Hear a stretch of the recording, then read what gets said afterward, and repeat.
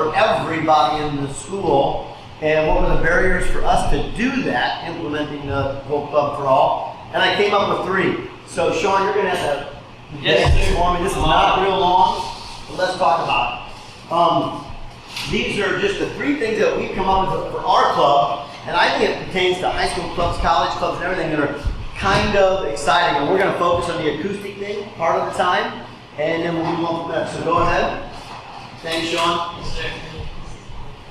The 3 we came up with this is we believe that there needed to be for our club an inclusion of some kind of redip and rebuild with an acoustic component.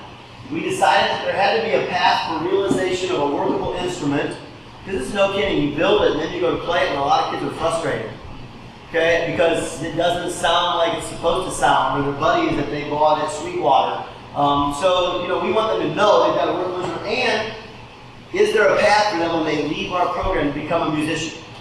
Because if there's not, what have we really done? I mean, we've given the kid the tools and he still doesn't know how to make the table. Or we've given him the keys and he still doesn't know how to drive the car. So we decided that, wow, how do we make these 3 things happen in our club so we're sustainable? And that was the big thing our administration said too. Okay, what are you guys going to do to make this sustainable and be a part of our culture? Not just making our projects for kids to take home and hang on the wall or put someplace. Not that art is bad, thank you, big component. So let's talk about the first one and why it was important to us. We decided we needed to offer a way for kids that did not want an electric guitar, first of all, to be part of our club. Because there's a lot of kids that can't afford an amp, they can't even think about playing an electric guitar, they want to play an acoustic. And they said, well, I'm not joining your club because you only do electric guitars. So we thought about that, so we're encouraging kids to do this. Based on the guys that are down south in El Paso and places doing this, we told kids, find yourself an old acoustic, buy a cheap one, find one that needs salvage, and what we'll do is strip it down, rebuild it, and we'll still turn it into a one-of-a-kind guitar. And so we've been doing that and practicing for our upcoming club. We brought a couple examples. This was an old Art Lutherie, the Canadian guitars made out of cedar and spruce up there. It was smashed, completely almost flat. It wouldn't play, it was bowed, the fretboards were out, it was a disaster. What we did, you can see there's still some screws down here. And the kids are like, well, that's something stupid, you're putting screws in that, Mr. Freels. We put a 1-before in it, and they said, well, it's not going to vibrate anymore, it's not going to play. And I'm like, well, we're right, but can we make it work? And it went from being a piece of, junk, okay, to a workable instrument. We bought different tuning pegs. Well, then the kids are, well, we can't dip it. What are you going to do? We'll just paint it. Well, we're like, yeah, we can dip it. How are we going to do that? That was a learning process for us. We sat around for a week trying to figure out how to fill the sound hole. Now, we'd had Tom Springer. He'd have told us to put a balloon in it from the get-go. But we kept coming up with big, the plumbing things that you screw, and you expand them. We kept coming with ideas to form fit something, glue it in. Until we were having lunch one day, and it was sitting in the middle of the table, and Tony said, why don't we just take this cottage cheese container and shove it in there? And we did, and dipped it upside down, and not a drop of water in it, at this point, so we couldn't push water up into a spot that already had something in it. And at that point, then we thought, okay, how do we finish them? What do we do? It was a whole lot harder to dip than we thought. We got stuck. We had one person dipping it. Can't do that with an acoustic guitar, too buoyant. So the next dip, we needed to be much, much more careful on it. The next dip, we tried to show kids that, hey, you can take your guitar, and we stripped them down, saying that we were a little better on this dip. And yeah, it turned out okay. This is an old Defender 69. It wasn't a fancy guitar, it was a $150 guitar. But when the kid left, has this guitar, he's got one of a kind. It's no longer a Defender, now it's something that's really cool. And the kids are like, wow, look at that kid's guitar. When we're done, we want them to be playable, so whether you're going to teach them just the old 3 chords on there, it still works, okay? For us then, we started showing options, what kind of strings you want, what would look good on this, okay? We still made them go through, the harmonics of it. But this guitar is a good example of not being done. We got done, set it out to dry, the neck split again. We glued the nut in, we glued the nut in wrong. So now we had to put a little spacer under there until we ripped this nut back out again and redo it. Because our action, all of a sudden we had something buzzing. It's like, well, it doesn't play as good as it did before we junked it. Well, once we kept working on it, the kids understood it's trial and error. It's a work in progress.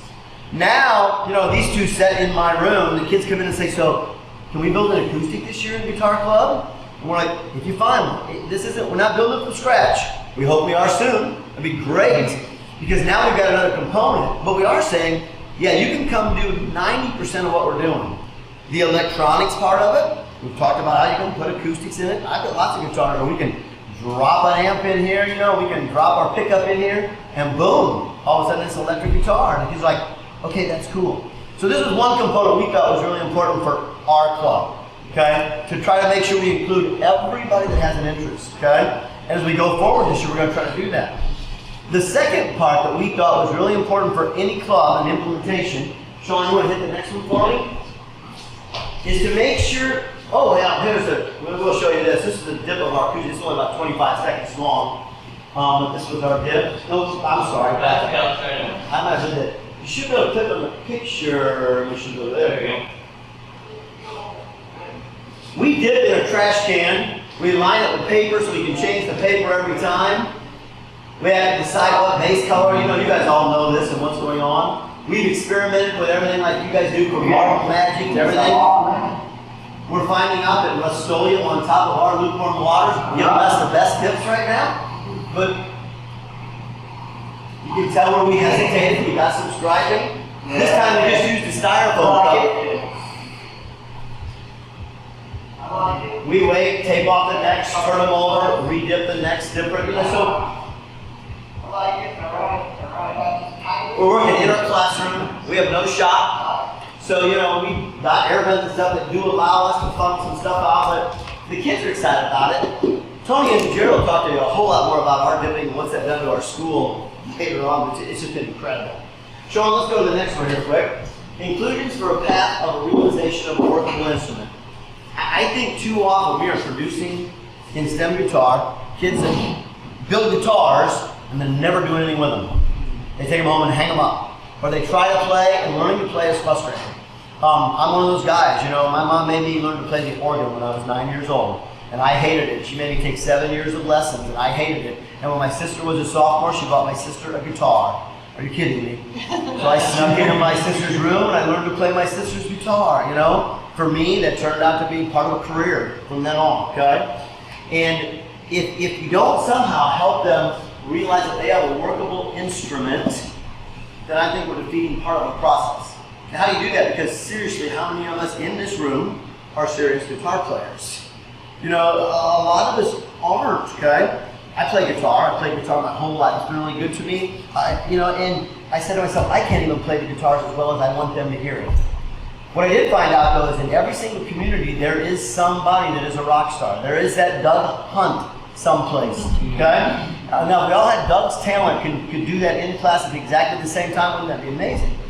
I consider myself a pretty good guitar player, but I'm no Doug Hunt, so I don't play for the kids very often.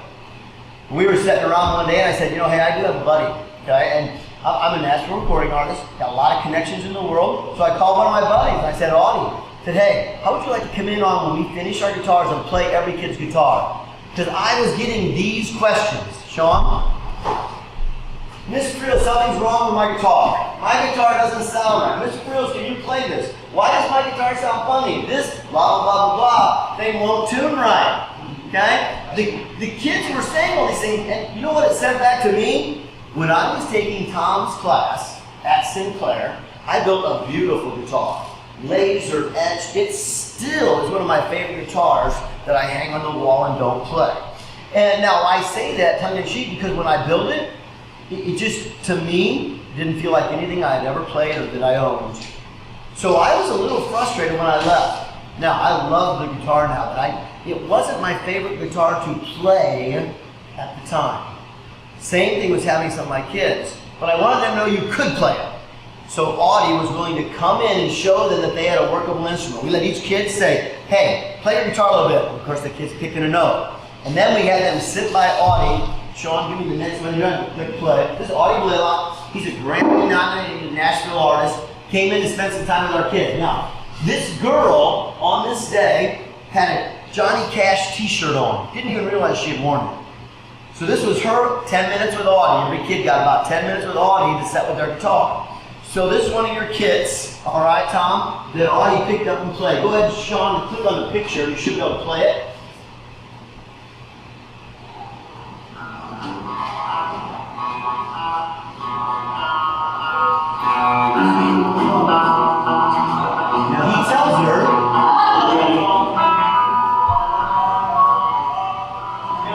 cast shirt on. She didn't even realize she had a cast shirt on. All the kids got their pictures taken with him. Now, we challenged him to show him how to play basic chords each time, and then just get lost on every guitar.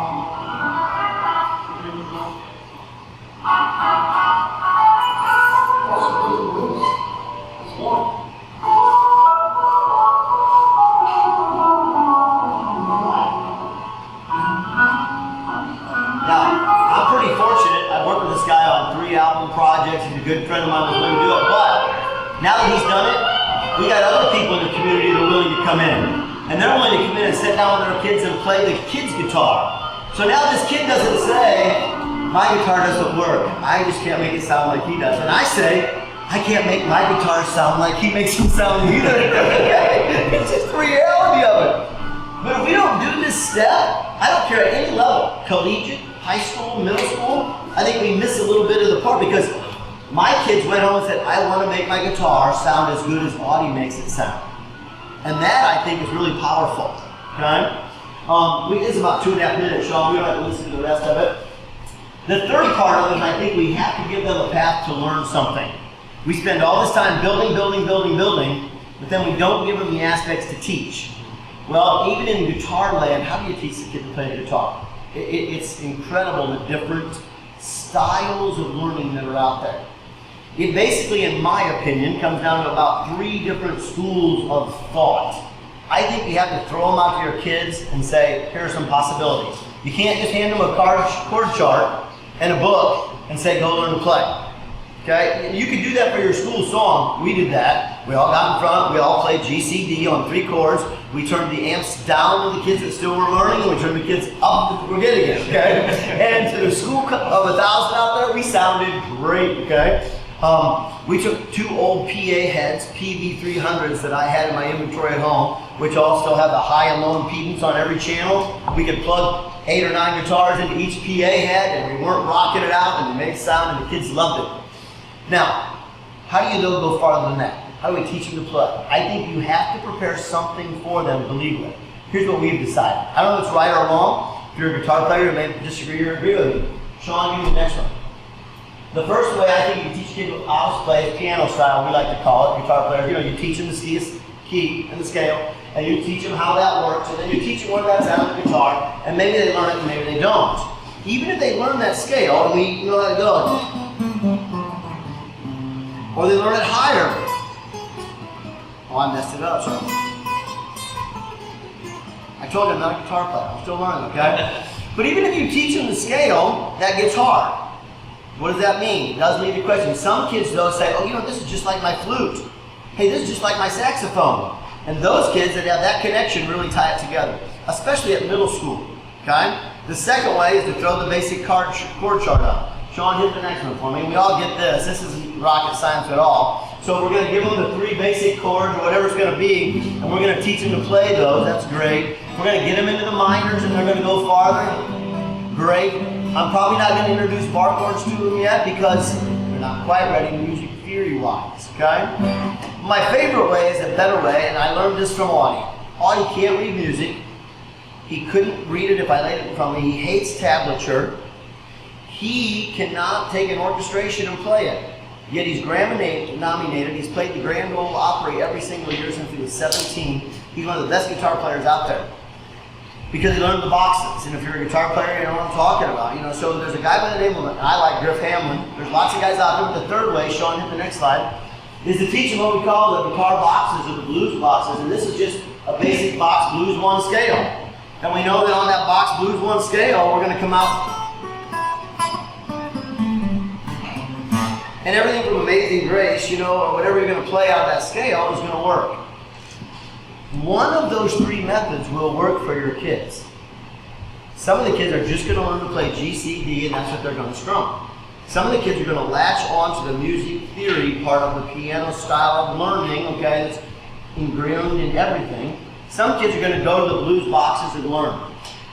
Now my point on this is for us as a club, we realize if we don't do this, we've defeated ourselves because we want it to be sustainable. Because here's what sells our club. A kid's playing his guitar that's been dipped or painted and he's playing it well. Other kids say, I want one of those. If the kid never plays it or he plays it bad, the kids say, ah. But when you make it rock, kids all want it.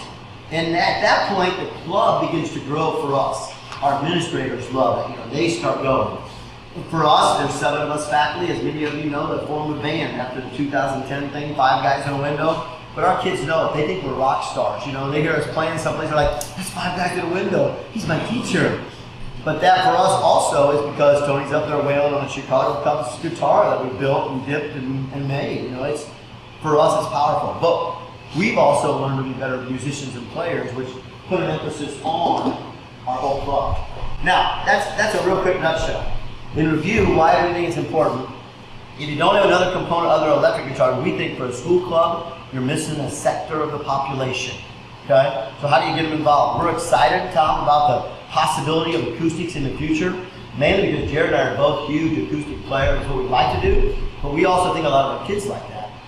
It also brings them into the realm of you don't have to own an amp, and you don't have to have these things, and your mom's not yelling at you to turn it down all the time because of play. We think it's important that every single kid know they have a workable instrument. If you can find that Doug Hunt to come in and wail on their instrument, it's beautiful. And then it's important to finally leave them with something to teach. For us, we think that's going to make our club sustainable. We think we're going to be able to sell more and more guitars and get more and more kids hooked on STEM guitar. For me, that's the secret. I teach because I love kids and I love them to learn. And when I see a kid say, wow, I really get this, and they come to school because they want to build this guitar, that's huge. 4 kids that had never been in our school as 14-year-olds came to our school last year and built guitars. Now in the state of Indiana, that was huge because of course that's $5,500 that follows every kid. But more important, it was kids that came to school and didn't miss, wanted to be there. And the extension into our community and what we are as a culture now is more than, hey, let's just build a guitar. So I hope that gives you what we're thinking, and maybe that helps you somewhere along the line. The other thing that's really exciting about me is a good example here. I love this guitar when we finished it. It was bright white, yada yada, and it all turned yellow. Okay, I'm a rookie at this. But last night, Tom Singer's like, well, yeah, you put a oil-based lacquer over a water-based paint. I'm like, duh. This one we didn't. This one we had a water-based finish that we put over the top of it. Same thing happened to one of our kids' electric guitars. He had a beautiful guitar, and the more he finished it, the more yellow it got. All right, we're rookies. We learned last night, and if we wouldn't have come, I wouldn't have happened. So I hope that's worth your time and worth your effort. We were hitting those further back up. Oh yeah. We did the first one, and we didn't really notice what it looked like. We thought, wow, I think the back looks better than the front. And then we did the second one, and they looked the same. I thought, okay, what did we do that was the same? We're learning that the way you dip and the face or the not face and all those things for us. Because the fronts are becoming very important. Somewhat similar, but it was just crazy that they both came out very similar. And we think it was the angle that we put it in the water, and we slowly moved it, and it was just... We've got to get smoother. All those things that we're learning that we have to do better. But anyway, it's all about and coming here motivates us. Oh, thanks. Our club wouldn't be going right now if we wouldn't have went to last year's summer. No way. Just that's what made it happen. So anyway, we'll be around. Pick them up, play, and they're not great guitars. I hope that works. Okay. Thanks.